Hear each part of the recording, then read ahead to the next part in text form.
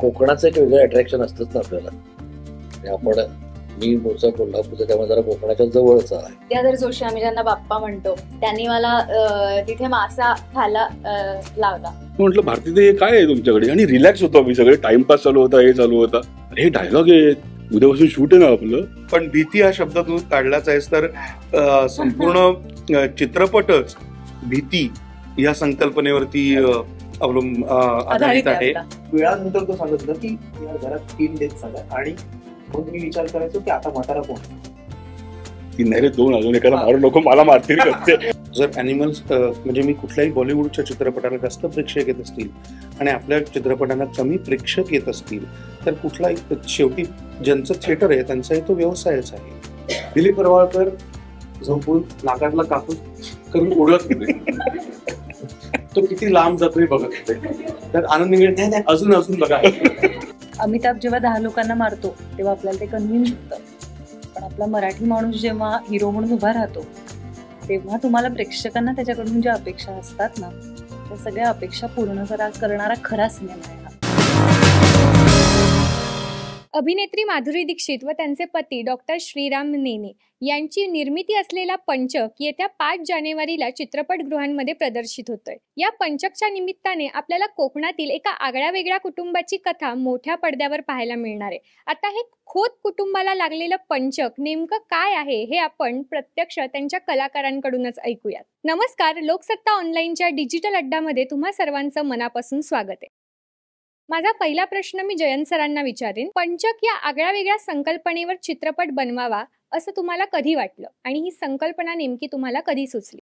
Actually ते एक वैयक्तिक अनुभवातून ते मला सुचलं, खरं सांगायचं तर. म्हणजे घरात असं काही गोष्ट घडलेली होती आणि जेव्हा ते घडलं तेव्हा मनामध्ये भीती निर्माण झाली काही काळापुरती, की आता काय होणार आहे, आता एक्झॅक्टली काय असतं. तेव्हा समजलं सगळं, हे प्रोसेस काय असते, काय नाही काय नाही. मग अनुषंगाने थोडंसं वाचन बिचन केलं आणि काही काळ गेल्यानंतर त्या गोष्टीची मला गंमत यायला लागली, की मी जे विचार करायचो, म्हणजे फॉर एक्झाम्पल आता कोणाचा नंबर, तर पहिल्यांदा रात्री दिवसभराचं काम झाल्यानंतर रात्री झोपायला जातो तेव्हा खूप भीती, आता कोण आहे, आता कोण असणार आहे, आता कोण असणार आहे. आणि नंतर नंतर मीच त्याची, माझ्या विचारांची मजा घ्यायला लागलो, की अरे काय आपण मूर्खासारखे विचार करत होतो. आणि राहुलची ओळख होतीच. मग त्याच्यानंतर मी त्याच्याबरोबर गेलो, त्याला सांगितलं की असं असं काहीतरी येतंय डोक्यामध्ये. तर त्याला ती आयडिया पटकन आवडली आणि तो म्हटला आपण बसूया त्याच्यावरती. मग आम्ही दोघांनी मिळून ते फुलवलं सगळं. सगळ्यांसाठी कोकणात तुम्ही एकत्र एवढे सगळे कलाकार एकत्र काम करत होता, तर कसा अनुभव होता नेमका? खूपच मस्त अनुभव होता. सगळेच एवढे दिग्गज तुम्ही बघताय, 1 लोक आहेत सगळे. सो पहिल्यांदा तर सेटवर जाताना थोडं प्रेशर होतं, की काही लोकांबरोबर काम केलं होतं, काही लोक पहिल्यांदा करणार होते त्यांच्याबरोबर काम. सो जरा असं होतं की हे सगळं कसं जुळून येईल, छान जेलिंग झालं पाहिजे, आपण त्यांच्या बरोबर परफॉर्म करतोय तर आपलंही तेवढं चांगलं काम झालं पाहिजे. पण आम्ही एक खूप चांगली गोष्ट केली होती आणि वेगळी गोष्ट केली होती की सेटवर जायच्या आधी आम्ही मॉक शूट केलं होतं. जयंत आणि राहुल दोघांनी प्रॉपर एक सीन ज्याच्यात सगळे जण आहेत हे आधी आम्ही रिव्हर्स करून अगदी कॅमेरा अँगल वाईज कसं असणार काय हे सगळं केलं होतं. सो तिथे जायच्या आधीच तो टोन सेट झाला, सगळ्यांचं बॉन्डिंग व्यवस्थित झालं आणि तिथे जाऊन काम करणं सोपं जातं जरा. आणि दुसरं म्हणजे मुख्य कोकणाचं एक वेगळं अट्रॅक्शन असतंच ना आपल्याला. आपण मी मूळचा कोल्हापूरचा, त्यामुळे जरा कोकणाच्या जवळचा आहे. एक काळी माती सोडून जशी लाल माती लागायला सुरुवात होते ना, तस तसं त्या जगण्याचा एक फ्लेवर पण बदलत जातो. आणि त्यांच्या एकूण कोकणी माणसांच्या वागण्यातला, बोलण्यातला, भाषेतला एक गोडवा वेगळा आहे. त्यामुळे वेगळं अट्रॅक्शन असतंच. त्यामुळं आमच्या कलाकारातले मला नाही वाटत की कुणाला कोकण आवडत नाही असा विरळ असतं. तर असे सगळ्यांनाच आवड. आणि मुख्य म्हणजे मुंबईच्या बाहेर जाऊन कुठंतरी शूट करायचं आणि तेही कोकणात करायचं, म्हणजे एक गमतीचा भाग येतोच त्याच्यामध्ये. आणि तो आलाच. आम्ही एकमेकांना पहिल्यापासून ओळखत होतोच. आणि कोकणात गेल्यानंतर गोष्ट ही कोकणातली, माणसंही तिथली कोकणातली. आणि 25-30 दिवस आम्ही सगळे कलाकार बहुतेक 80% सीनमध्ये आम्ही प्रत्येक जण एकत्रच आहोत. त्यामुळं एक पिकनिक असल्यासारखं एक 25-30 दिवस आम्ही एकत्र सगळे एका वेळी तिथे होतो. म्हणजे अगदी काही अपवाद सोडता येते की कोणाला जावं लागलं मध्ये, पण 20-25 दिवस एकत्र एका जागी, एका हॉटेलमध्ये आणि एका लोकेशनवर, आणि तेही कोकणात. त्यामुळे तो एक गमतीचा भाग होता. आम्ही तो एन्जॉयही केला आणि कामही केलं.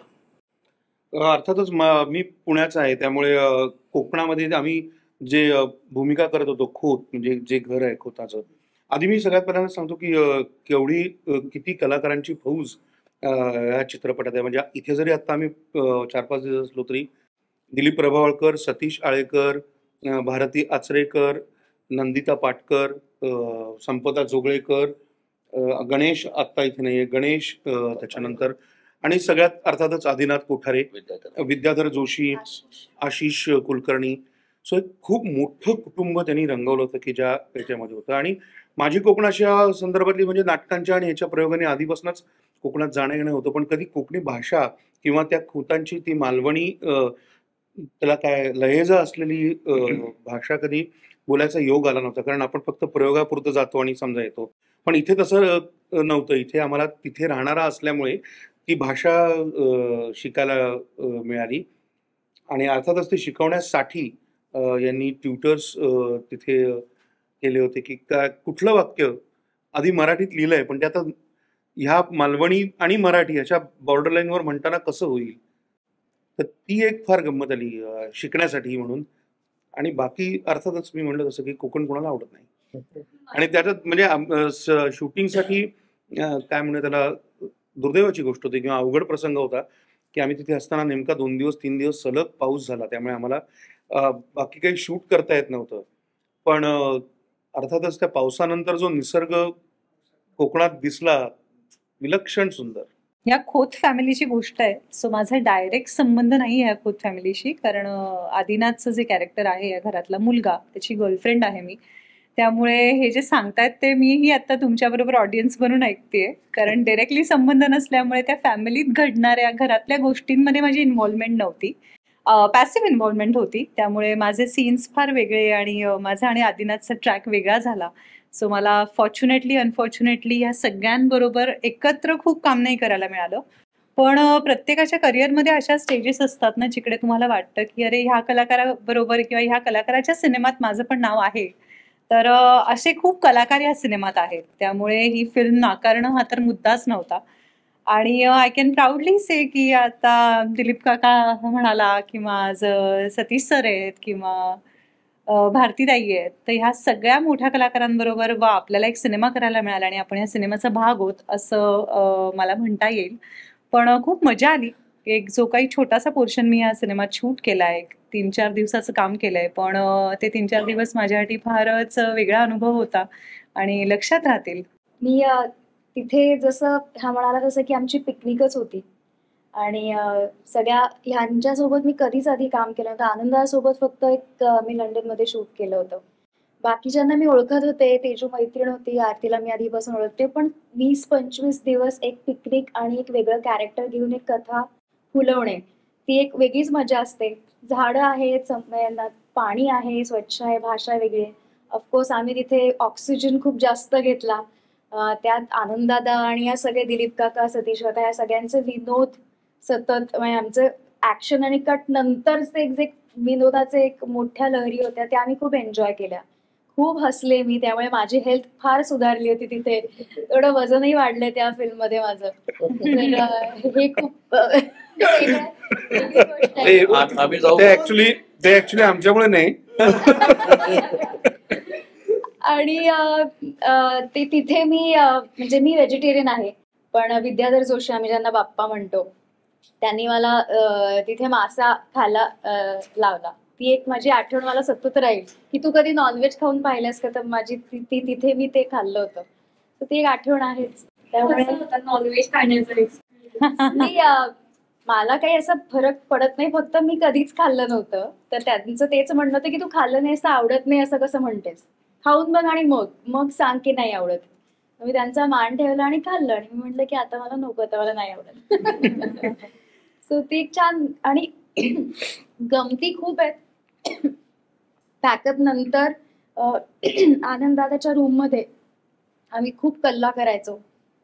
कविता वाचन, किस्से जुने, आधीच्या शूट मधलं काय काय सगळ्या आठवणी सांगणं, किंवा आदिनाथ कविता करतो माझा आवाज संपलाय सॉरी, फार प्रयत्न करते पण I have to. Why don't you continue. नाही सांग तू. त्याच्या रूम मधले किस्से आहेत खूप, तर तोच पण छान ते आहे. तुला कसे दिसले ते मला कसं नाही का. कास्टिंग एवढे सगळे दिग्गज कलाकार आहेत, तर या कास्टिंगचं श्रेय नेमकं कोणाचं आहे आता? एवढ्या सगळ्यांना एकत्र घेऊन एक पिक्चर काढलं. नाही, मी जसं म्हटलं की आम्ही दोघं बसलो सुरुवातीलाच, जशी जशी कॅरेक्टर उमलायला लागली ना तसे तसे कलाकार डोळ्यासमोर यायला लागले की हे याच्या व्यतिरिक्त दुसरं कोण असू शकत नाही या रोलला, हे हाच करणार. आणि हे डोळ्यासमोर ठेवूनच त्या पद्धतीने ते डायलॉगही इनफॅक्ट त्यामुळे त्याच्या कलाने आणि तो कलाकार कसं म्हणतो काय करतो या पद्धतीने प्रत्येकाच्या डायलॉगची ठेवणही तशी झालेली आहे. सो ते फारच ऍप्ट पहिल्यापासूनच तो सगळा विचार करूनच प्रॉमिनेंटलीच ते केलेलं आहे. आणि नरेशन ज्यावेळी झालं ना माधुरी मॅमना, त्यावेळी त्यांचं ऍज अ प्रोड्युसर म्हणून काही कास्टिंग बाबत एक ठाम मत होतं. आणि ना म्हणजे भारतीताईंचं कास्टिंग इथे व्हायला हवं, दिलीप काकांचं कास्टिंग इथे व्हायला हवं, हे जसं आमच्या डोक्यात होतं ते आम्ही प्रेझेंट करायच्या अगोदर त्यांच्याकडून आलं. So it was very apt in that sense. आणि स्पेसिफिकली दिलीप काका आणि भारतीताईंच्या कास्टिंगची गंमत सिनेमात बघण्यासारखी आहे, ती तुम्हाला तिकडेच कळेल. आणि त्यांनी आम्हाला खूप रिलॅक्स केलं, म्हणजे जसं टेन्शन की ह्यांच्यासोबत कसं काम होईल, आमचं चांगलं होईल की नाही, पण यांची विनोद बुद्धी पाहता आम्ही अगदीच रिलॅक्स झालो. म्हणजे we can be our self. आणि कळलं म्हणजे काय अवघड होतं आणि काय जमणार नाही असं वाटत होतं, हे सगळंच विसरायला झालं आम्हाला, मला तरी. आणि स्पेसिफिकली ती दोन कॅरेक्टर्स जेव्हा आम्ही लिहित होतो ना, कोण करणार चालू होतं आमचं. आणि एक दिवस राहुल मला म्हणाला आपण हेच करायचं, आपण भारतीताई आणि दिलीप सरांनाच याच्याकरता करायचं. आणि ते इतकं ऍप्ट होतं की ते सिनेमा बघा मग तुम्हाला कळेल ते का होतं तसं. या चित्रपटात मानवणी भाषा वापरली, तुम्ही जसं सांगितलं, तर ते शिकणं अवघड होतं का, किंवा त्यावेळी काही चॅलेंजेस आले का नवीन भाषा शिकताना? ओके, या प्रश्नाचं मी देऊ आधी उत्तर. कारण सगळ्यात जास्त मला ती शिकायची होती. कारण नंदिता, मी आणि मला वाटतं आरतीसाठी, कारण गणेश जो आहे तो कोकणातला आहे, त्यामुळे त्याला ती भाषा यायची. तर मी अगदी सांगायला मला आवडेल की त्याची खूप मदत झाली की जेव्हा त्याचा आपण नुसतं भाषांतर करतो किंवा नुसतं इथे काय माका म्हण किंवा हे म्हण हे होतं, तुम्ही टोन नाही पकडू शकत. तुम्हाला ते ऐकूनच येतं किंवा तुम्हाला ते ऐकूनच त्याचा अर्थ. आणि मला असं वाटतं की ती एक मालवणी एक अशी भाषा आहे, जसं मराठी आहे की ती अर्थवाही भाषा आहे. आपण जसं बोलतो त्याच्यातनं त्याचा अर्थ येत राहतो. किंवा आपण मराठीमध्ये जेव्हा म्हणतो की अरे नाही खूप मजा आली, तर आपण खूप असं जेव्हा म्हणतो तेव्हा तुम्हाला माहिती असतं की याला जास्त म्हणायचं आहे. ऍक्च्युली खूपचा अर्थ जास्त असाच आहे. पण आपण जर का म्हणलं नाही खूप मजा आली, तर तुम्हाला वाटतं की अरे फार नाही आली का. सो आपण अर्थवाही बोलतो. तर तशा त्या भाषेची ती गंमत आहे आणि ती पकडणं फार अवघड होतं. त्यामुळे आम्हाला नुसतं बोलताना नाही तर नंतर डबिंगच्या वेळेला सुद्धा ते ट्युटर आणि हे आले होते. नुसती भाषांतर करून ह्या वाक्याचा अर्थ या वाक्याचा असं म्हणा इथपर्यंत ते थांबलं नाही. सो ते शिकायला जास्त मजा आली. आणि एक मी थोडं भारतीताईंबद्दल सांगतो, त्या नाही आता येऊ शकल्या नाहीत, पण त्यांना पण स्क्रिप्ट वाचून दाखवली, त्यांना आवडली भयानक. आणि एका कलाकाराची सिन्सिअरिटी काय लेवलची असते. आता इतके वर्ष काम करतात, त्यांना तर काही फार कठीण नाही खरं तर. दोनदा ऐकलं असतं कोणाकडनं तरी आणि परफॉर्म करायचं, निघून जायचं. भारतीताई येत त्या पण नाही. वाचल्यानंतर 7 दिवसांनी मला फोन केला आणि त्यांनी मला सांगितलं अरे तू मालवणी स्क्रिप्ट मला देणार होतास, त्याचं काय झालं. ती प्रोसेसमध्ये होती लिहायचं. मी त्यांना म्हटलं 1-2 दिवसात देतो तुम्हाला, तुम्ही थांबा देतो. शूटला महिनाभर बाकी, महिनाभर. त्याच्यानंतर 7 दिवस थांबल्या. मग परत मला फोन आला, जयंता तू काय करतोयस, मला कधी देतोय स्क्रिप्ट. म्हटलं देतो 2 दिवस थांबा. मी 4 दिवसाने स्क्रिप्ट पाठवलं. 15 दिवस त्यांनी स्क्रिप्ट वाचलं, मला फोन केला. मला म्हणायला की हे सगळं मला कळलं, आता ना ह्याचं टोन कसे असतात ते मला सांग, मला कोणाकडनं तरी रेकॉर्ड करून हे पाठव. मग आमचा जो ट्युटर होता त्याने त्याच्या आवाजात ते रेकॉर्ड केलं, ते रेकॉर्ड करून त्यांना पाठवलं. तेही त्यांनी घेतलं, ते ऐकलं. हे सगळं झालं, ही बॅकग्राऊंड झाली. त्याच्यानंतर शूटिंगच्या आदल्या दिवशी आम्ही आमच्या ऐतिहासिक रूममध्ये बसलो होतो आनंदच्या, आणि भारतीताई आल्या आणि त्यांच्या हातातनं असं छोटेसे कागद केलेले आपण कापून त्याची शिवतो ना वही, तशी एक छोटीशी अशी एवढीशी वही होती. म्हटलं भारतीताई हे काय आहे तुमच्याकडे? आणि रिलॅक्स होतो आम्ही सगळे, टाइमपास चालू होता, हे चालू होता. आणि मीच बघितलं ते, म्हटलं हे काय? अरे हे डायलॉग आहेत, उद्यापासून शूट आहे ना आपलं. आणि माझी इतकी टरकली स्वतःचीच की मी इथे आम्ही रिलॅक्स बसलोय आणि भारतीताईंसारख्या सिनियर बाई इतकं हे करून आलेले आहेत, होमवर्क करून आलेले आहेत. सो अशा पद्धतीचं प्रत्येक कलाकाराचंच तेवढं डेडिकेशन पहिल्या शूटिंगच्या आदल्या दिवसापासूनच होतं खरं तर. म्हणजे ते बाप्पाचं पण होतं, म्हणजे बाप्पाचं पण होतं, करेक्ट. एक ऑपरा तो जिब्रिश आहे, त्याला काही ठराविक अशी भाषा नाही आहे, तो आम्ही जिब्रिश मध्ये रेकॉर्ड केला. तर बाप्पाला ते लिपसिंग करायचं आणि ते हाय स्पीड शूट होतं, म्हणजे तुम्हाला शूट करताना ते डबल स्पीड मध्ये बोलावं लागतं, तर तेव्हा ते हाय स्पीड दिसतं. तर ती जिब्रिश लँग्वेज ती त्याला डबल स्पीड मध्ये बोलायची होती. तर त्याने पण अशा चिट्स ठेवलेल्या आणि तो शूट सुरू असताना असा कोपऱ्यामध्ये जायचा, वाचायचा आणि यायचा, कळू नये कोणाला की मी चुकतोय. ते एवढं डेडिकेशनने सगळ्यांनी ते फॉलो केलं. कोकण म्हटलं तर भूताच्या गोष्टी असतातच. शूट करताना काही किस्सा वगैरे घडलाय का की तुम्हाला शूट करताना भीती वाटली किंवा असं? नाही, I think we were pretty blessed. आणि आमच्या सेटवरच मानवरूपी भूत खूप त्या भूतांना प्रश्न विचारायला पाहिजे, यांची भीती वाटली का? त्यांचं काय झालं बघा. पण भीती हा शब्द तू काढलाच आहेस, तर संपूर्ण चित्रपटच भीती या संकल्पनेवरती आधारित आहे की आपल्याला आत्ता वाटणारी भीती ही कालांतराने आपली कशी मजेचा विषय होतो, किंवा आपल्याला कशी अरे का घाबरलो तेव्हा. पण बरं झालं हा विषय काढलास. पंचक लग्न किंवा त्रिपाद लग्न हे जे आहे हे बऱ्याच लोकांचा विश्वास आहे किंवा नाही, व्यक्तीचा विषय प्रत्येक. पण असा गंभीर विषय आणि याच्यावर लिहिताना म्हणजे काही विशेष काळजी घेतली आहे की थोडं ऑफ द ट्रॅक जाऊ नये, विशेष काही काळजी घेतली? ते तूच सांग. जेव्हा सब्जेक्ट म्हणजे त्याने त्याचा एक्सपिरियन्स ज्यावेळी तो सांगत होता ना, त्यावेळी तो त्या मोमेंट मधून बऱ्यापैकी गेला होता आणि खूप वेळानंतर तो सांगत होता की यार घरात 3 डेथ झाल्या आणि मग मी विचार करायचो की आता म्हातारा कोण आहे.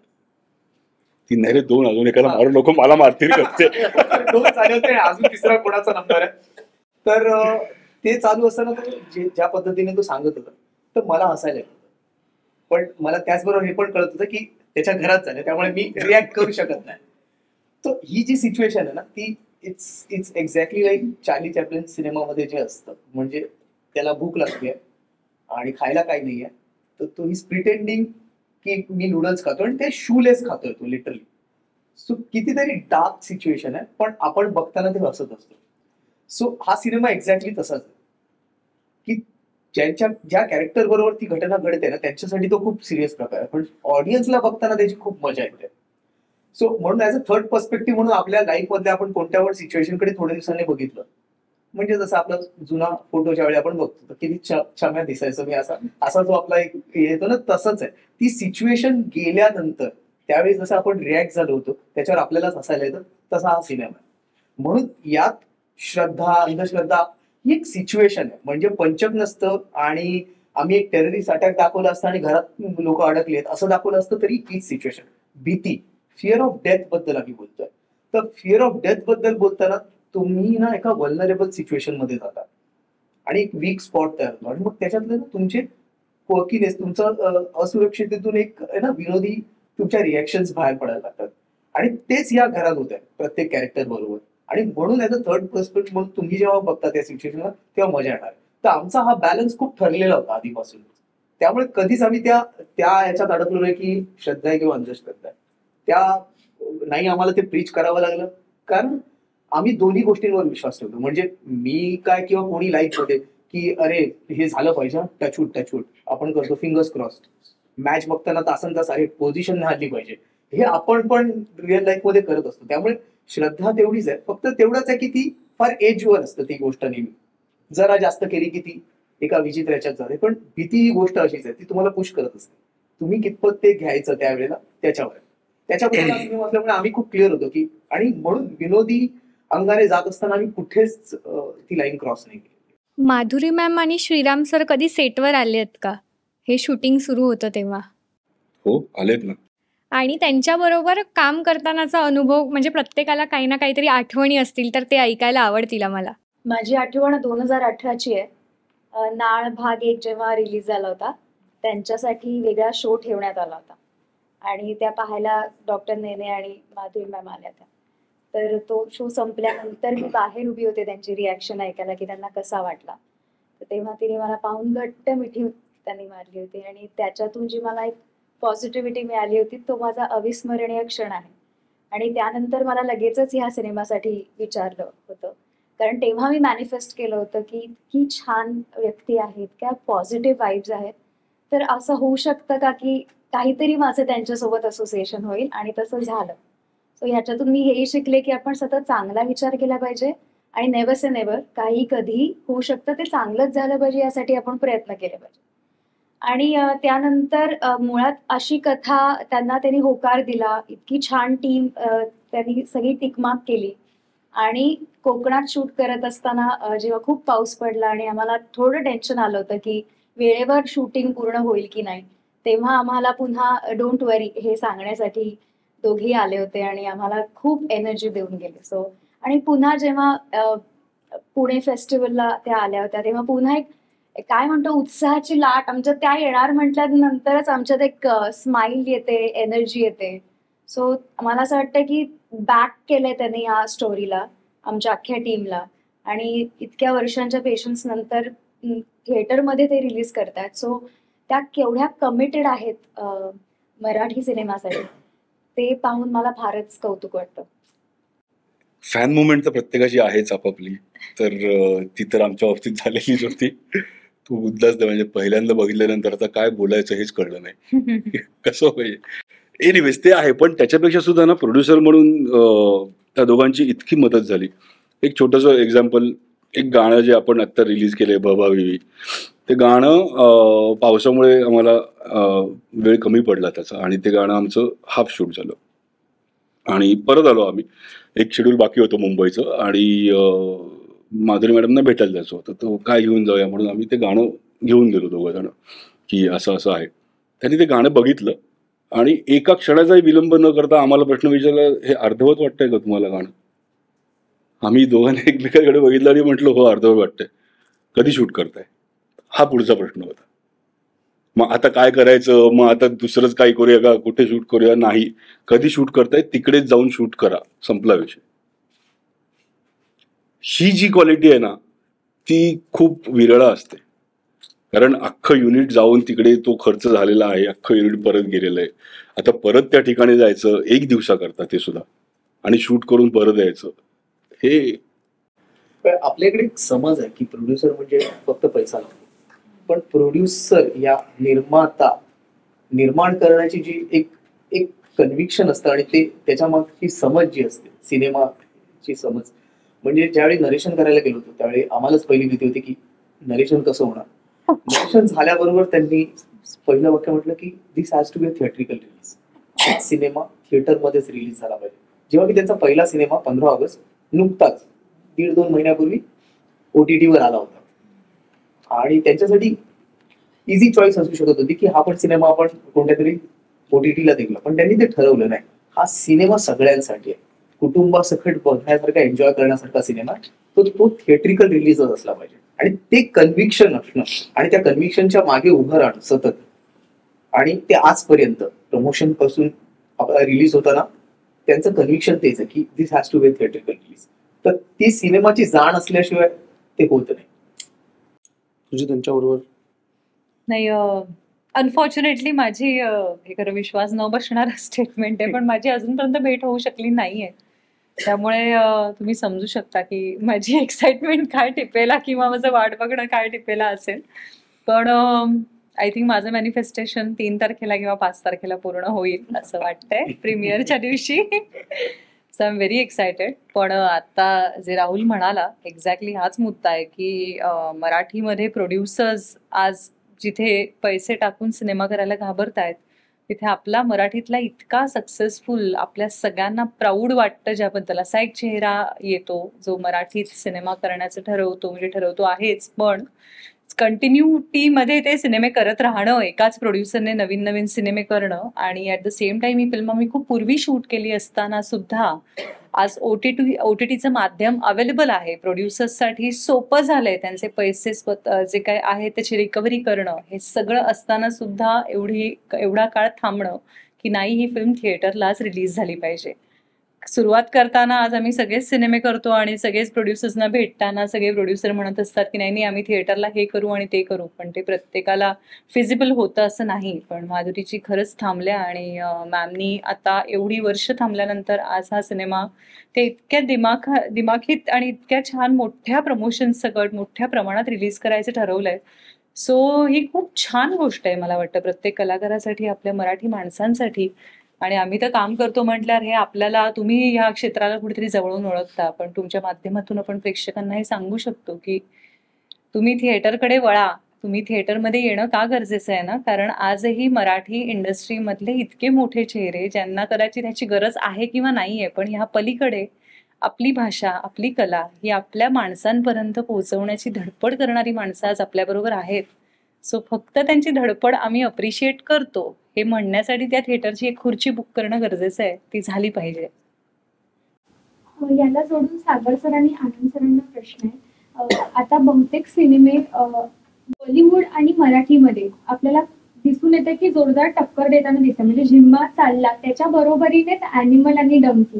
तर अशा वेळेला कधी कधी मराठी चित्रपटांचे शो कमी केले जातात, तर त्यावर तुमचं काय मत आहे? नाही, माझं काही एकतर हा कलाकार म्हणून फक्त माझा मुद्दा नाही आहे, मी प्रेक्षक म्हणूनही समजा बघायचा ठरवलं तरी काय चूक आहे. जर ॲनिमल्स म्हणजे मी कुठल्याही बॉलिवूडच्या चित्रपटाला जास्त प्रेक्षक येत असतील आणि आपल्या चित्रपटांना कमी प्रेक्षक येत असतील, तर कुठलाही, शेवटी ज्यांचं थिएटर आहे त्यांचाही तो व्यवसायच आहे. मी कशाच्याही विरोधात किंवा बाजूनी बोलत नाही आहे, मी एक फॅक्ट म्हणून सांगायचा प्रयत्न करतो आहे. खरोखरीच जर ही थिएटरमध्ये लोक असते आणि थिएटर भरलेलं असतं किंवा शो भरलेला असता, तर कोणाची हिंमत आहे की तुम्हाला शो कमी करतील? असं नाही होत. शो जर चालला असेल तर कोणीही थिएटरमधले हे कमी करत नाही. अगदी 10% असं होत असेल की कुठलं तरी प्रेशर येत असेल की नाही आमचे शो वाढवा आणि मग मराठीचे कमी करूया, आणि त्यावेळेला आपल्याकडच्या अत्यंत आपल्या मागे उभं राहणाऱ्या अनेक संस्था आहेत, अनेक ऍक्टिव्हिटी चाललेली असते की नाही मराठीला मिळायलाच पाहिजे. पण अनेक वेळेला आम्ही म्हणतो तसं की एक वेळ शो जास्त मिळतीलही मराठीला, प्रेक्षक कुठून आणणार आहे? सो नुसतं मोकळ्या थिएटरमध्ये शो दाखवायचा आहे का? तर तशी आयडिया नाही आहे. प्रेक्षकच आपल्याकडे येतील आणि मला तरी हा विश्वास आहे, चांगली कलाकृती निर्माण केली, प्रेक्षक डेफिनेटली येणार. प्रेक्षक तुमचं नाटक, सिनेमा जे काही असेल ते बघणार. आणि हो, हे खरंच आहे की एखाद दुसऱ्या वेळेला बरा चांगलाच असलेला सिनेमा नाही चालणार, किंवा पण ते सगळ्यांचंच आहे ना. आपण विकत घेतलेली प्रत्येक गोष्टच चांगलीच लागते असं नाही ना. एखाद्या वेळेला एखादं काहीतरी चुकतं, पण प्रयत्न जसं आम्ही सोडत नाही तसं प्रेक्षकही सोडत नाही. आणि इतके दिवस सगळी जी बोंबाबोंब आहे की मिळत नाहीये, हे नाही होत आहे, तरी देखील अजूनही वर्षाला 50-55 मराठी सिनेमे रिलीज होत आहेत. त्यातल्या काही एक अंशी उत्तम व्यवसाय करता आहेत. तर ही पॉझिटिव्ह गोष्ट आहे. म्हणजे आपणच धंद्याकडे काय म्हणू त्याला, निगेटिव्हली कशाला बघायचं. So it's a positive thing. पंचकच्या संदर्भात ती पॉझिटिव्ह डेफिनेटली होईल असं आत्ता वाटतंय. आणि आहे आपला प्रेक्षक नाटकं पाहतो जेव्हा 500 रुपयाचं तिकीट घेऊन, तर सिनेमा तर 500 रुपयामध्ये फॅमिली पाहू शकते, 2 जण किंवा 3 जण मिळून. त्यामुळे सिनेमाकडेही वळले पाहिजे. मराठी आणि हिंदी याची लिखित स्क्रिप्ट जी आहे ती देवनागरी आहे. मराठी प्रेक्षक हा जास्त लवकर असोसिएट हिंदीशी होतो. त्याला हिंदी समजणं पण जे आहे ते इतर भाषिकांच्या पेक्षा जास्त सोपं जातं. इतर म्हणजे तमिळ म्हणा, तेलुगू, आपलं कन्नड म्हणा, बंगाली म्हणा, यांच्या स्क्रिप्ट सकट सगळ्या गोष्टी वेगळ्या आहेत. आणि त्यांच्या भाषेमध्ये सुद्धा हिंदी हे खूप कमी प्रमाणात येतं. त्यामुळे त्यांचा सिनेमा त्यांना हिंदीपेक्षा नेहमीच वेगळा वाटत आलेला आहे. मराठीला हिंदी हा खूप जवळच आहे.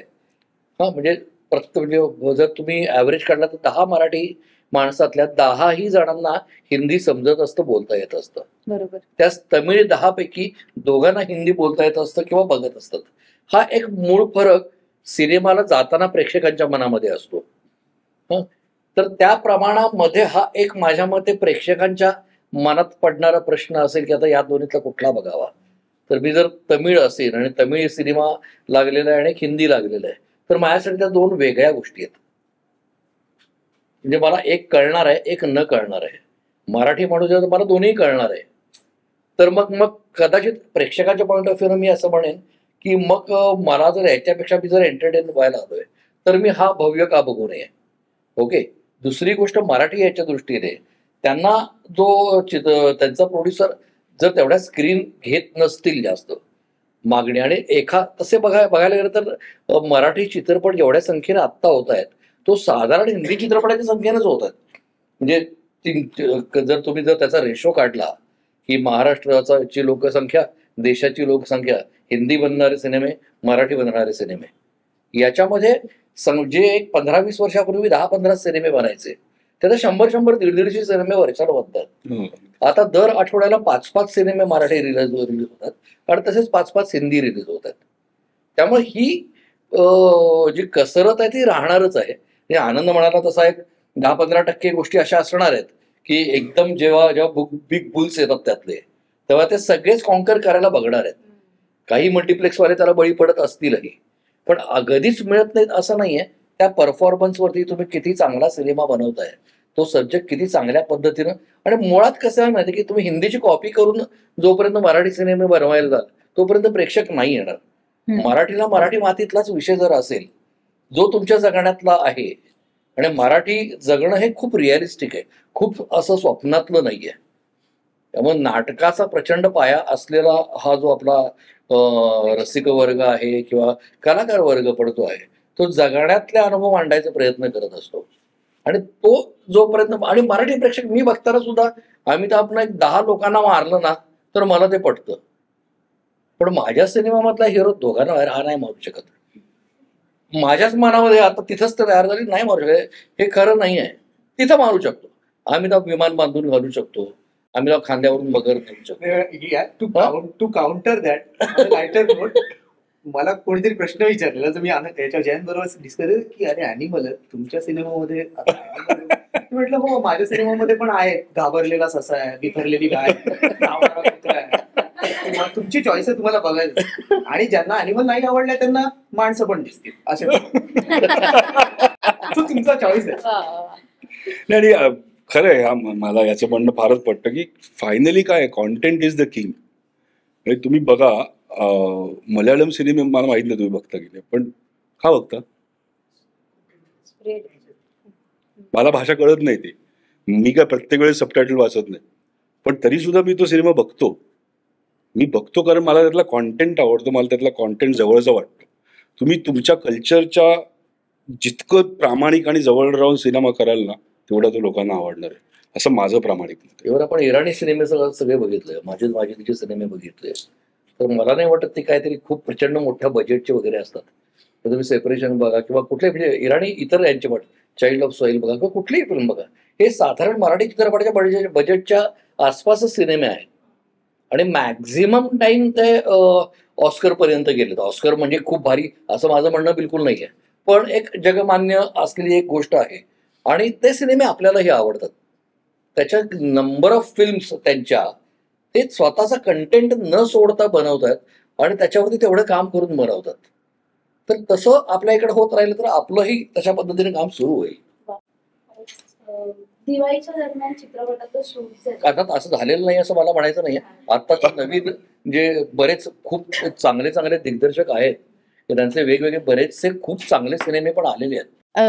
मी जसं बोलली दिवाळीच्या दरम्यान चित्रपटाचं शूट झालंय, तर तुम्ही सगळेच घरच्यांपासून त्या दरम्यान चित्रपटाचं शूट करत होता दूर. तर मला असं म्हणायचं तिथे काय धमाल किस्से बिस्से झाले की नाही? दिवाळी कशी साजरी केली सेटवर? पाऊसच पडत होता. तेच झालं की आम्ही त्यावेळेला पाऊस पडणार नाही म्हणून तिथे शूटिंगला त्या तारखा झाल्या आणि बरोबर तेव्हा पाऊस आला. भरती दिवाळी चालू आणि पाऊस पडला. खाली आम्ही उठणं लावून बसलो होतो पावसाळ्यात. भारतीताई इथे पण हे सांगितलं नाहीस तुम्हाला.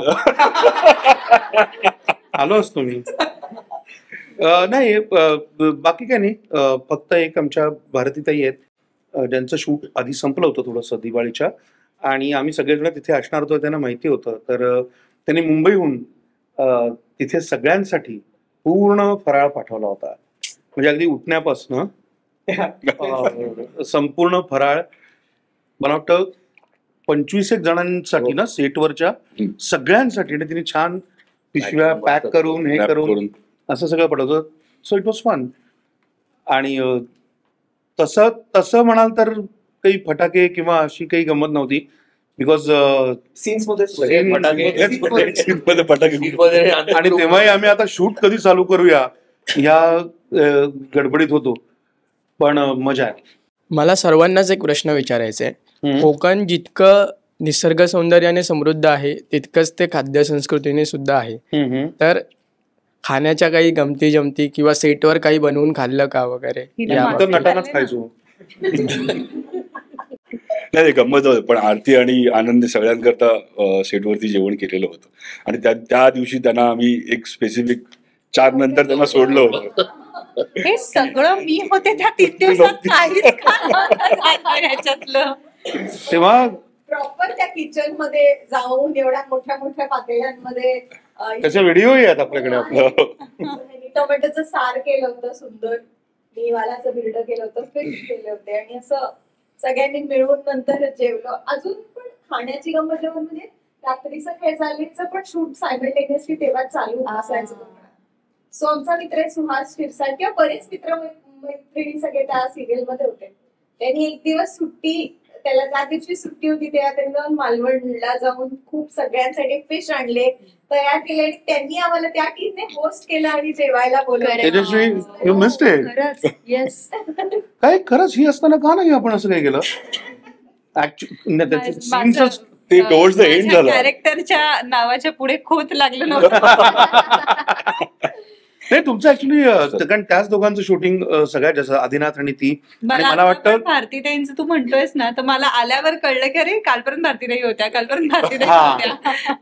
नाही कारण मला असं वाटतं की तेव्हा तुझं आणि म्हणजे तिचं शूट खरं तुम्ही जसं म्हणालात तुम्ही की निसर्ग रम्य तर आहेच आहे. तर त्यांनी कोकणातला समुद्र सुद्धा त्यांनी अनुभवला. कारण तिथे मला वाटतं त्या दोघांचंच त्या दिवशी शूटिंग होतं.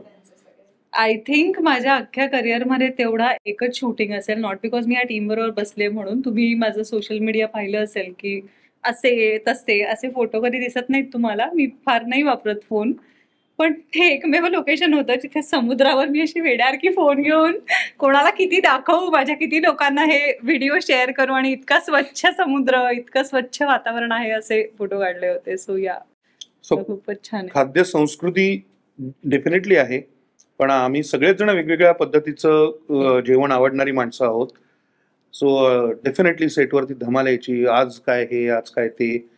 खाण्याची चंगळ होती, खाण्याची खरंच चंगळ होती. आणि सेटवरच जेवण व्हायचं तयार. त्याच्यामुळे नितीनने ती एक खूप चांगली काळजी घेतली आमची सगळ्यांची. हो बरोबर, आमचे शेफ होते त्यामुळे जेवण तयार व्हायचं. आणि बेस्ट पार्ट इज लंचच्या आधी जर कोणाचे टायमिंग असतील म्हणजे तर 12:30-1 वाजता माझ्या समोर गरम गरम भाकरी, पालेभाजी असं सगळं अत्यंत स्वादिष्ट जेवण सेटवरती आम्हाला रोज मिळायचं, रोज. त्यामुळे प्रोड्युसर्सचं आपल्या कौतुक आहे की खऱ्या अर्थाने त्यांनी असं प्रत्येक कलाकाराच्या वेळा खाण्याच्या आणि त्याचा इम्पॉर्टन्स माहीत असलेला. मे बी ते स्वतः एवढी मोठी ऍक्ट्रेस आहे म्हणून असेल की त्यांना डाएट आणि सगळ्या गोष्टींचं एक होतं.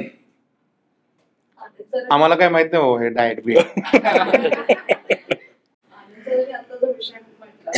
खाण्याचा प्रकार खरंच इथे अशी कलाकार मंडळी होती त्यामुळे असं जुगलबंदी झाली का सीन्स वरनं किंवा त्याचे किस्से काय? मीच सांगेन याचं उत्तर. तो एक फक्त विनोदाचा भाग आणि काही शाब्दिक कोटी म्हणून होती. पण नाही तर त्याच शब्दात उत्तर जर तसं असेल तर प्रत्येक कलाकार मग उपाशी राहिलाय. कोणीही कोणाला खाल्लं नाही आहे. कारण प्रत्येकाला माहिती आहे की दुसऱ्याचं काम जर माझं काम चांगलं व्हायची गरज असेल तर दुसऱ्याचं चांगलं व्हायलाच हवं. आणि त्याहीपेक्षा महत्वाचा मुद्दा निदान माझ्यापुरता, इतके व्हास्ट कलर्स असलेले ऍक्टर्स आहेत. काय तुम्ही भारती मावशीच्या समोर तुम्ही काय शहाणपणा करायला जाणार, किंवा आळेकरांच्या बुद्धीच्या समोर तुम्ही काय शहाणपणा करायला जाणार, किंवा आळेकर हे एक असे ऍक्टर आहेत, मला सारखं असं वाटतं की व्हेरी ऍक्टर सेंट्रिक पर्सन. म्हणजे त्यांचं काम फक्त त्यांनाच येतं. एक कामाची पद्धत असते, ते दुसऱ्याला कदाचित त्यांना अजून 50 प्रकारचं काम त्यांना येणार नाही, पण त्यांना जे काम येतं ते इतकं चपकल बसवतात ते त्याच्यात. सो तुम्ही कोणाची कॉम्पिटिशन, कोणाला कॉम्पिट करायला जाणार. उलट होतं की आरतीनी एक अफलातून सीन्स ह्याच्यामध्ये केलाय, सिनेमामध्ये केलाय. आम्ही सगळेजण तो सीन पाहत होतो उभा राहून. म्हणजे ती सीन करत असताना ऍक्च्युली आमचे कॅरेक्टर्स बघणं अपेक्षित आहे, तर ते भान जावं आणि प्रेक्षक म्हणून तिच्याकडे, तो पहिला प्रेक्षक म्हणून तिचा अभिनय बघावा, इतका सुंदर तिने सीन केला होता. त्यामुळे फार सुंदर, फार सुंदर. आणि सगळ्यांनीच सगळ्यांनीच म्हणजे हा माझ्याबद्दल तर सांगतोय, पण मी काय यांच्या कामाबद्दल बोलणार, या सगळ्यांनी इतकं भारी काम हा केलंय. अच्छा तसं तुम्हाला दिसेल. नाही, त्या कामाबद्दल काय बोलणार आहे. हे चालू होतं सतत. नंदिताने अप्रतिम 2 सीन केले. आमचा शेवटचा सीन तिने फार फार सुंदर सीन केला आहे. आदिनाथसाठी डेफिनेटली त्याच्या करिअरसाठी अतिशय वेगळा मुद्दा. आपल्याला माहितीच Adinath is a handsome looking boy, आणि त्याच्या आधीच्या सिनेमांमध्ये त्यांनी जे काम केलं ते डेफिनेटली आपण म्हणतो की वेगळं आहे, पण बऱ्याच वेळेला आपल्याला माहिती असतं की काय वेगळं असणार आहे. सिनेमाच आहे ना शेवटी दुसरं. पण भूमिका करताना जी एक वेगळीपणाची मजा येते, तर ह्या चित्रपटामध्ये आम्हाला सुद्धा असं वाटतं की आदिनाथची ही वेगळी भूमिका आहे डेफिनेटली. अशा वेळेला इम्प्रोव्हायझेशन आणि जे लाईव्ह तुमच्यात काही वेगळे सीन करणं वगैरे असं काही घडलं का या मोठ्या कलाकारांबरोबर? नाही, या दोघांनी चित्रपट इतका आपण ज्याला गोळीबंद म्हणतो, इतका ऍप्ट लिहिला होता की पण तरी ते अत्यंत म्हणजे ओपन नव्हते असं नाही आहे. म्हणून तर रिहर्सल व्हायची ना, की रिहर्सल का व्हायची, कारण ठीक आहे मी हे लिहिलंय, पण काम करताना तुला काही सुचतंय का. आणि प्रभावळकर समजा म्हणाले अरे मी इथे हे करून बघू का, तसं भारती मावशी म्हणाली की अरे मला इथे हे नाही रे, हे असं करावं असं वाटतंय, करू का. या दोघांच्या परवानगीशिवाय कधी काही झालं नाही. म्हणजे सीन मध्ये काहीतरी कोणीतरी बोललं आहे आणि त्याच्यावर कडी करायला मग अजून एक कोणीतरी बोललं आहे, मग अजून एक कोणीतरी, असं नाही झालं. असं न होणं हीच त्याची गंमत होती. आणि तो ओपनही होते तेवढे की अचानक आमच्याकडचं काही अरे पण हे होणारच ना, इथपर्यंत पण माहिती. दोघा जणांचा विचार आणि 8 जणांमध्ये सीन करायचा म्हटल्यानंतर त्या 8 जण, म्हणजे मला नेहमी असं वाटतं की ऍक्टरनी शूटिंगला जाताना भरपूर हिरवा रंग घेऊन जावा. झाड कसं कापायचं ते डायरेक्टर ठरवेल, पण तुझ्याकडे रंग तर पाहिजे ना भरपूर. मी हे पण करतो ते पण करतो, कारण पहिल्या दिवशी ज्यांचं नाटक पाठ होतं ना, त्या ऍक्टर विषयी मला भयंकर भीती वाटते की पहिल्याच दिवशी तू पाठांतर जो झालाय तर मग याच्या पुढे तू काय करणार. जर नाटकाच्या तालीम ही प्रोसेस असेल तर नाटक तुम्हाला हळूहळू पाठ व्हायला हवं ना, कारण त्यात तुम्ही बरंच. तसंच सिनेमाचं म्हणतोय मी की नटाने कधी म्हणजे अत्यंत इगो असलाच पाहिजे नटाला, असं मला नेहमी वाटतं. पण तो इगो हा काम करताना नसला पाहिजे. म्हणजे एखादी गोष्ट समजा मी काहीतरी इम्प्रोव्हाइज केली आणि हा म्हणला की नाही हे नाही आहे, हे चूक आहे, हे कॅरेक्टर, तिथे माझा इगो नाही आडवा येतात की अरे मी काहीतरी सुचवलं होतं आणि हा नाही म्हणतोय. कारण मला फक्त तो सीन दिसतो, त्यांना अख्खा चित्रपट दिसत असतो. सो एवढंच. हे काही खूप एवढं भयंकर ऐकू नका, मी काही भयंकर बाप रे एवढं नाही आहे, फक्त हे माझं म्हणणं आहे, बाकी काय नाही. एकच मुद्दा आहे, चित्रपट सगळ्यांनी कष्ट करून, कुणीच असं म्हणत नाही की आम्ही कष्ट न करता केला. सगळेजणच कष्ट करून सिनेमा करतात, बनवतात. पण डेफिनेटली सिनेमा थिएटरमध्ये येऊन पहा. आमच्या सगळ्यांची कळकळीची एवढीच विनंती असते. चांगला सिनेमा तुम्हाला एखाद्या वेळेला चुकतं, एखादा सिनेमा आपल्याला नाही आवडत थिएटरमध्ये गेल्यानंतर, पण जसं सिनेमा करणं कलाकार किंवा हे सोडत नाही, तसं सिनेमा पाहणं सोडू नका. आपण एकमेकांवर अवलंबून आहोत. जसं मला सिनेमा केल्यानंतर माझा व्यवसाय म्हणून मिळणार आहे काहीतरी, त्याचं मानधन म्हणा, त्याचा आनंद म्हणा, तसाच तो सिनेमा बघून तुम्हालाही आनंद, मनोरंजन म्हणजे शेवटी तुम्ही कुठेतरी एक आनंद पण घेता ना बरोबर एक आपल्या. सो त्या आनंदाची पण एक किंमत आहे. सो ती जरूर जरूर हा देवाणघेवाणीचा खेळ आहे. सो एकट्या कलाकारात किंवा मेकर्सकडनं फक्त तो खेळला जाणार नाही. तो तुम्ही खेळायला याल तरच त्या खेळाला रंगत येईल, मजा येईल. सो प्लीज थिएटरमध्ये येऊन आमचा चित्रपट बघा. आमचाच कशाला, जेव्हा जेव्हा वाटेल तेव्हा सिनेमा थिएटरमध्ये जाऊनच बघा, फक्त एकट्यापुरतं नाही आहे. आणि मगाशी हा सागर दादा म्हणाला ना, अमिताभ जेव्हा 10 लोकांना मारतो तेव्हा आपल्याला ते कन्व्हिन्स होतं, पण आपला मराठी माणूस जेव्हा हिरो म्हणून उभा राहतो तेव्हा तुम्हाला प्रेक्षकांना त्याच्याकडून ज्या अपेक्षा असतात ना, त्या सगळ्या अपेक्षा पूर्ण करणारा खरा सिनेमा आहे हा. सुपर. मला वाटतं आपण नाटक बघताना गर्दी करतो, नाटकाचा प्रयोग हाऊसफुल होतो, आणि म्हणजे मराठी प्रेक्षक जाणकार आहे. आज पैसे नाहीत मराठी माणसाकडे म्हणावं तर तेही प्रेक्षकांनी खोटं ठरवलेलं आहे, कारण नाटकाला चांगले दिवस आलेत, कारण आपल्याला ते खरं वाटतं. आणि फार मराठी कमी सिनेमे आपल्याला खरे वाटणारे असतात. आजकाल आपणही कुठेतरी त्या हिंदीच्या मागे लागून ग्रँजर दाखवूया, पण आजही घरातली बाई जेव्हा कानातले काढते, गळ्यातलं काढते आणि साधा एखादा गाऊन घालून भांडी घासायला मोरीत बसते, ती जास्त आपलीशी वाटते ना. तसं सिनेमातलं प्रत्येक पात्र ह्या आपलंसं वाटणार आहे आणि खरं आहे. त्यामुळे ह्या खरेपणासाठी बघायला जावं, प्रेक्षकांनी यावं थिएटरकडे. जितक्या आपुलकीने ते नाटकाच्या थिएटर्सकडे जातात ना, तितक्या आपुलकीने प्रेक्षकांनी हा सिनेमा बघायला यावा, कारण हा सिनेमा बघून त्यांना कुठल्याच फ्रेममध्ये छे छे हे असं होऊच शकत नाही, असं वाटणार नाही. म्हणून ही फिल्म पाहावी. सो पंचकला यावं प्रेक्षकांनी. आणि मुळात पंचक हे तसं सिम्बॉलिक म्हणून आम्ही नाव घेतलेलं आहे. भीती संदर्भात माणसाला लवकर असोसिएट व्हावं तर पंचक म्हणजे भीती हे मनात लोकांच्या बसलेलं असतं. किंवा भीती याच्यामध्ये संकट असतं, प्रॉब्लेम असतो, आणखी काही गोष्टी असतील. तर त्या सगळ्या गोष्टी कशा फेस कराव्यात त्याच्याकडं आपण एक त्रयस्थ माणूस म्हणून जर बघितलं तर त्या तेवढ्या मोठ्या नसतात. त्या आपण अनुभवत असतो, त्या दरम्यान आपल्याला तो खूप मोठा संकटाचा डोंगर वाटतो. पण काही काळानंतर आपल्याला असं वाटायला लागतं की नाही, आपण याच्यावर सहज चढू शकतो, हा नक्कीच पार करू शकतो. तर अशा पद्धतीचं एक मेसेज देणारी ही फिल्म आहे असं मला वाटतं. आणि आता इथे प्रोड्युसर्स नाही आहेत म्हणून त्यांच्या वतीने सांगतो की माझं एक पर्सनल कॉन्व्हर्सेशन झालं होतं माधुरी मॅम बरोबर. त्याच्यात त्यांनी म्हटलं होतं की त्यांचे जेव्हा पण सिनेमा झाले म्हणजे तिजापासून ते काहीतरी वेश करून बघायला जायचे, त्यांचा लोकांचा काय रिस्पॉन्स आहे आणि ते त्यांना नेहमीच आवडले. 15 ऑगस्टला त्यांनी ते मिस केलं. जेव्हा नेटफ्लिक्स वरून गेली त्यावेळी त्यांनी ते मिस केलं आणि त्यांना ना या फिल्मसाठी ते मिस करायचं नाही. आणि त्यांना प्रचंड आत्मविश्वास आहे की ह्या सिनेमात लोकांचा रिस्पॉन्स जो असणार आहे तो मला खूप आनंद देणार आहे. म्हणून त्यांनी ठरवलं पण की बऱ्याच थिएटर्समध्ये ते व्हिजिट करणार आहेत फक्त तो रिस्पॉन्स बघण्यासाठी. सो त्यांचा जो विश्वास जिकडून आहे त्याच्यावर जर तुम्हाला विश्वास असेल तर तुम्ही थिएटरला या आणि पिक्चर बघा.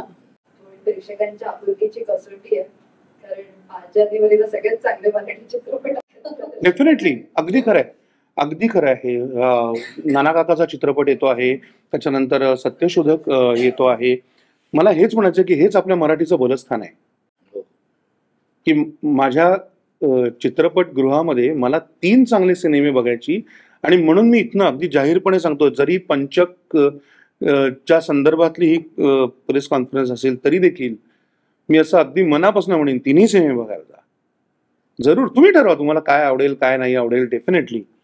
पण मला फार महत्वाचं वाटतं ही हेल्दी कॉम्पिटिशन दुसरीकडे नाही. तुम्ही बघितलं असेल तर सहज आपण आता नाना पाटेकरांचा चित्रपट येतोय, माधुरी दीक्षित प्रोड्युसर म्हणून चित्रपट येतोय, त्यांनी एकमेकांबरोबर एवढं काम केलंय, ते सहज एकमेकांना सांगू शकत असले किंवा सांगू शकले असते की बाबा रे तू काय आठवडाभर पुढे जाशील का, आठवडाभर मागचा रिलीज करूया का, काही वाटेल ते. पण ही हेल्दी कॉम्पिटिशन आपल्याकडे आहे, आपण ती अजूनही जगू शकतो की चल ना मी द बेस्ट मॅन होईल. ज्याचा प्रेक्षकांना जो सिनेमा आवडेल त्याही सिनेमांना आमच्या शुभेच्छाच आहेत, कोणाला नाही आहेत. सत्यशोधक वेगळ्याच धर्तीचा सिनेमा केलाय, आमच्या शुभेच्छाच आहेत 100%. आमचा सिनेमा बेस्ट आहे. आजच तर ते पण येऊन गेले नाही, त्यांनी पण हेच सांगितलं. अरे वा. त्यांनीच मला दम दिला होता की हे बोल.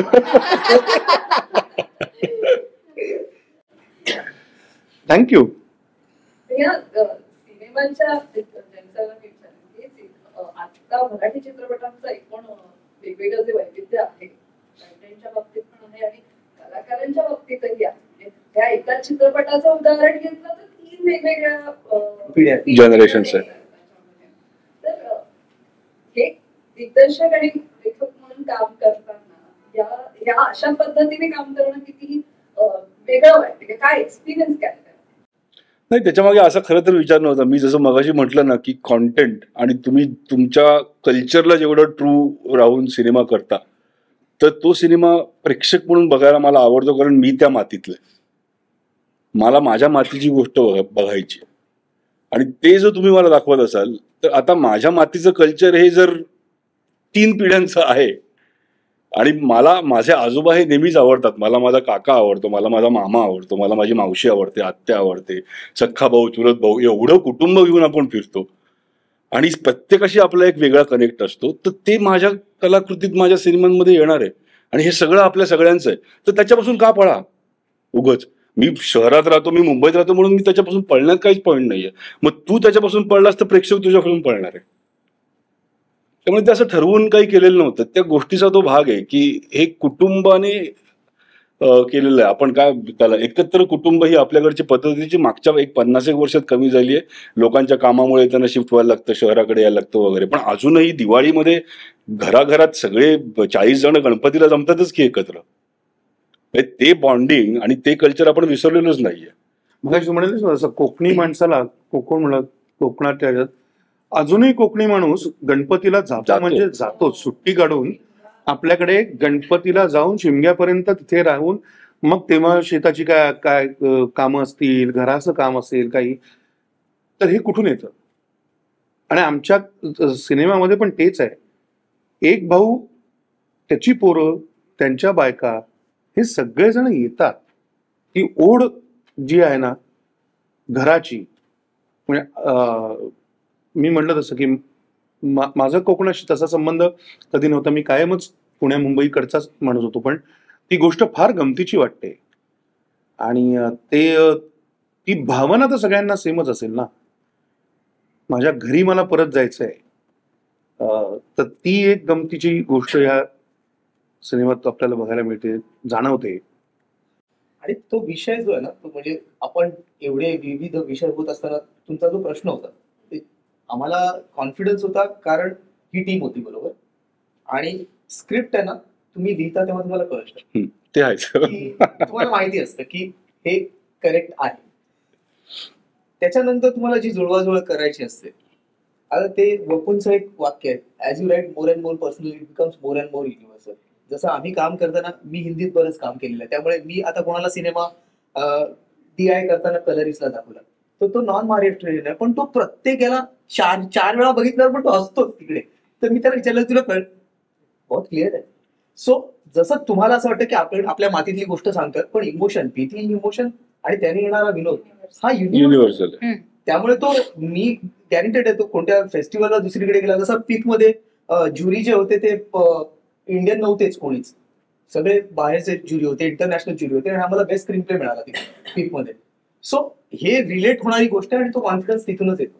आनंद सर, अजून एक प्रश्न या अर्थाने की मराठी म्हणजे फक्त चित्रपट आणि नाटक आता यापुरती मर्यादित नाही, डिजिटलमध्ये जे काही प्रयोग करतायत हे सगळे आणि ज्या प्रकारचा कंटेंट आणि ज्या पद्धतीने पटापट खेचून घेणं आहे त्या कंटेंटवरती हे करणं, तर त्याबद्दल तुम्हाला काय वाटतं? कारण एक विशद करून सांगशील का प्रश्न? म्हणजे भाडीपा असू देत किंवा हे जे वेगळ्या पद्धतीने ही तरुण कलाकार मंडळी कंटेंट जो मराठी साहित्य आपण म्हणतोय आणि मराठी भाषा ती जपत जो काही वेगवेगळे प्रयोग चाललेत, तर तो कसा अनुभव वाटतो? कारण आत्ता म्हणजे तुमच्या पिढीने रंगभूमी आणि चित्रपट आणि मालिका आणि ह्यांनी हे एक नवीन माध्यम पण एक्सप्लोअर केलं जिथे परत तुमचा अनुभव हा एक त्यातला मोठा भाग आहे, म्हणजे तुमचा सहभाग हा वेगळ्या पद्धतीने तिथे काउंट होतो.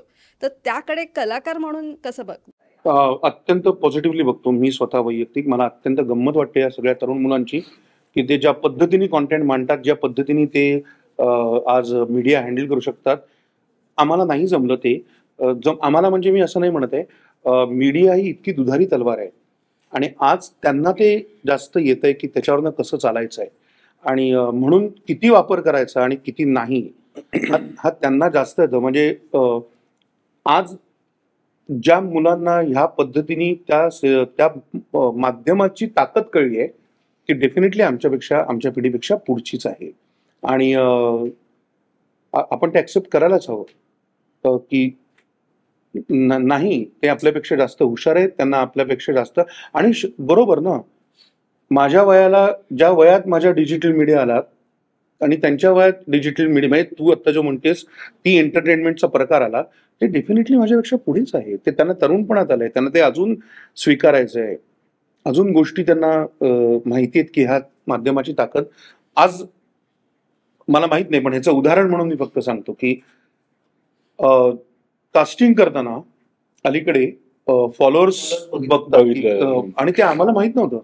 मला खरंच माहित नव्हतं की फॉलोअर्स बघतात म्हणजे काय. तर मला आधी सुरुवातीला असं वाटायचं अच्छा म्हणजे ऍक्टरचं काही आहे का नाही आहे आणि तुम्हाला फॉलोअर्स जास्त असले की हे. पण नंतर जेव्हा लक्षात यायला लागलं की नाही आज ऍक्टरलाही ती गरज आहे. म्हणजे तो ऍक्टर असणं ह्याच्याबरोबर तेही लागणार आहे आणि आता हा फ्लो आहे. आता तू एकतर पोह किंवा बाजूला थांब. त्या प्रवाहाला शिव्या देऊन आता काही उपयोग होणार नाही.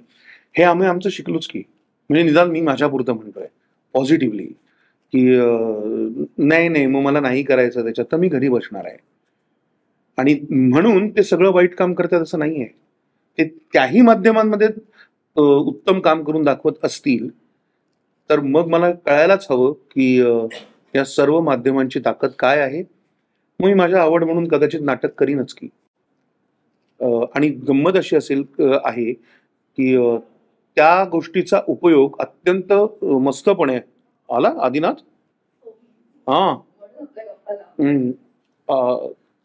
नाही तर आधीच हे केलं असतं.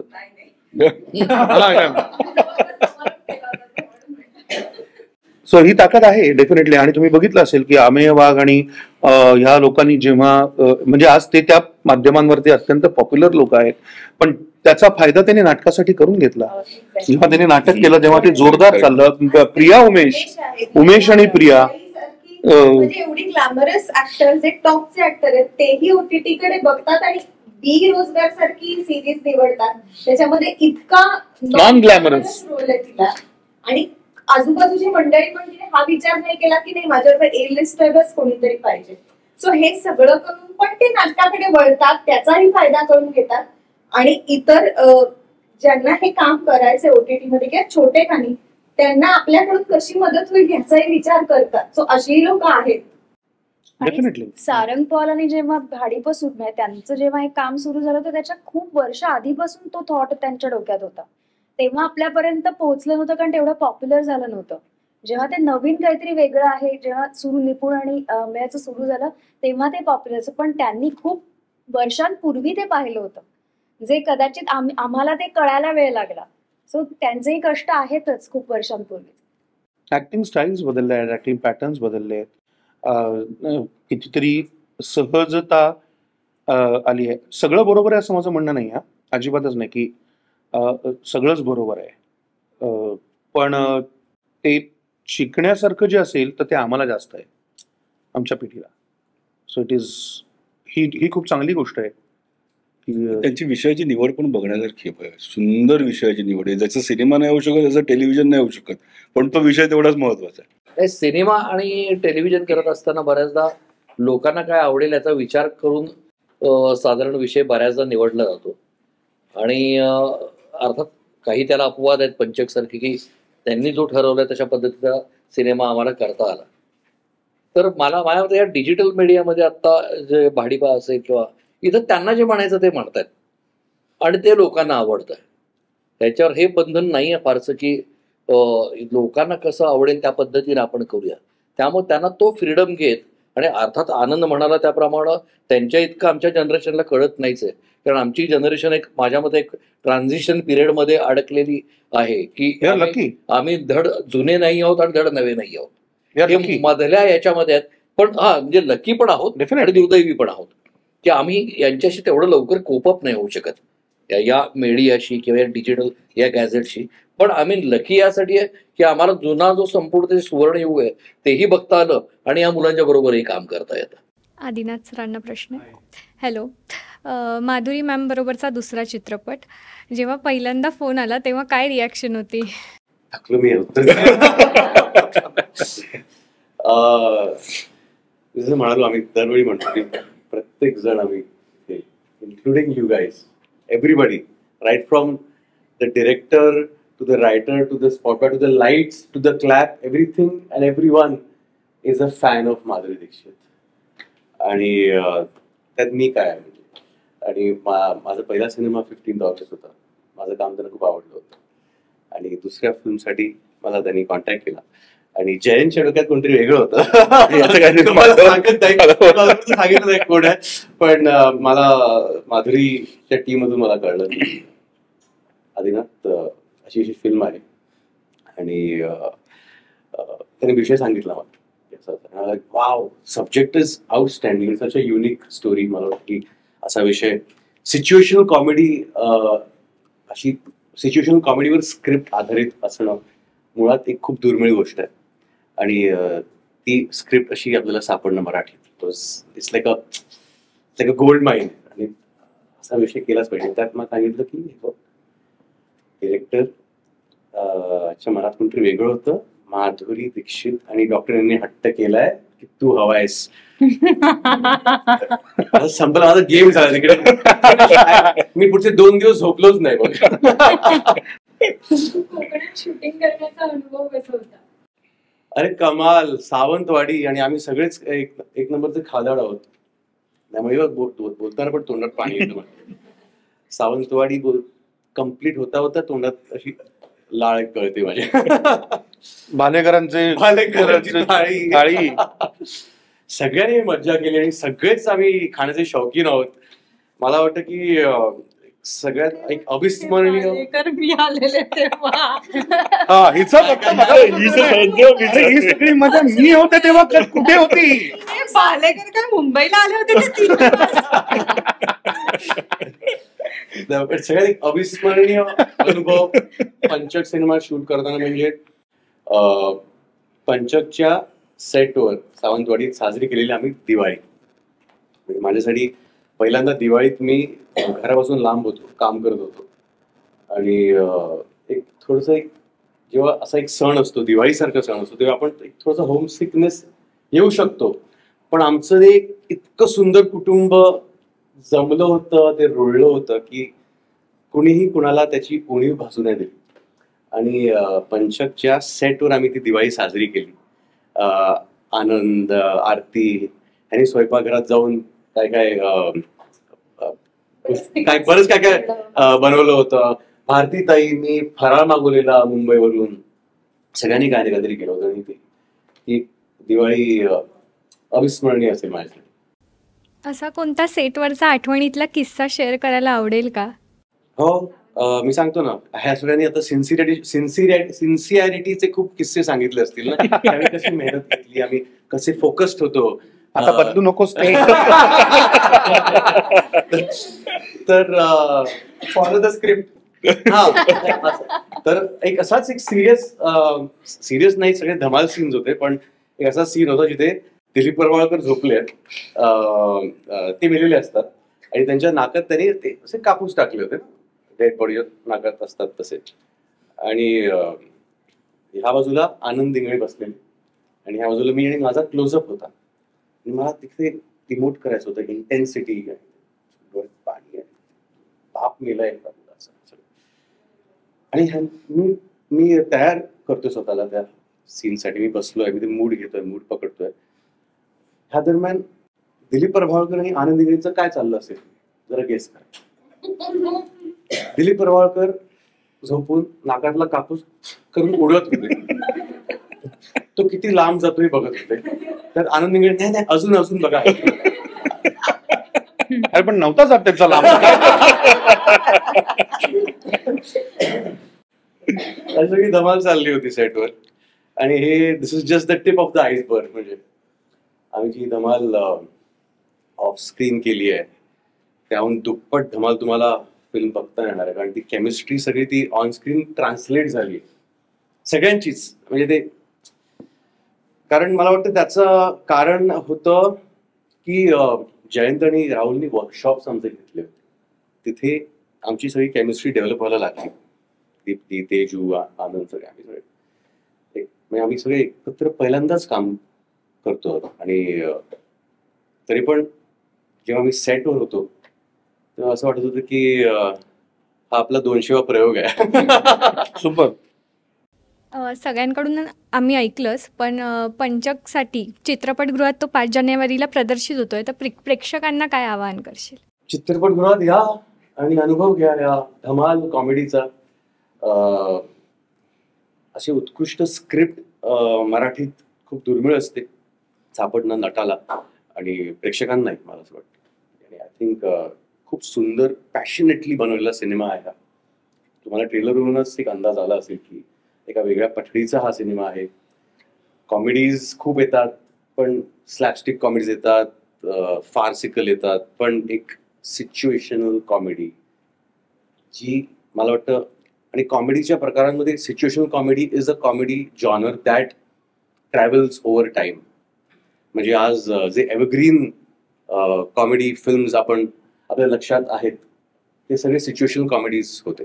हेराफेरी असो किंवा अंदाज अपना अपना असो किंवा आय डोंट नो, म्हणजे जाने भी दो यारो. इनफॅक्ट जाने Bhi Do Yaaro comes very close to the genre of it's a dark humor, it's a satire.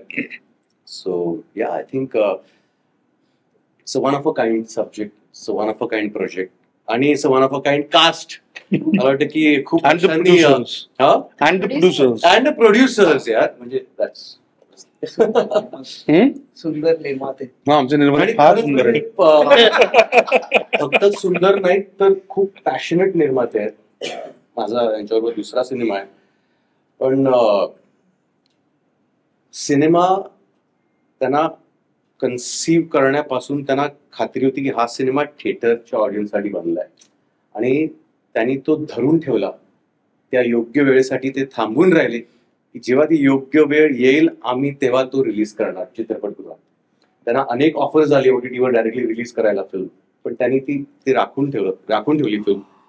आणि मला वाटतं की त्याला फक्त फायनान्शियल स्ट्रेंथ नाही लागत तर एक धाडस पण लागतं निर्मात्याचं. ते आमच्या निर्मात्यांकडे आहे. अँड मला वाटतं ती I think we are gifted and we are lucky that we have producers like Madhuri Dixit and doctor. तुम्ही सगळ्यांनी लोकसत्ता डिजिटल अड्डाला आवर्जून उपस्थिती लावली यासाठी तुमचे आभार आणि तुम्हाला चित्रपटासाठी खूप साऱ्या शुभेच्छा. थँक्यू. थँक्यू. धन्यवाद.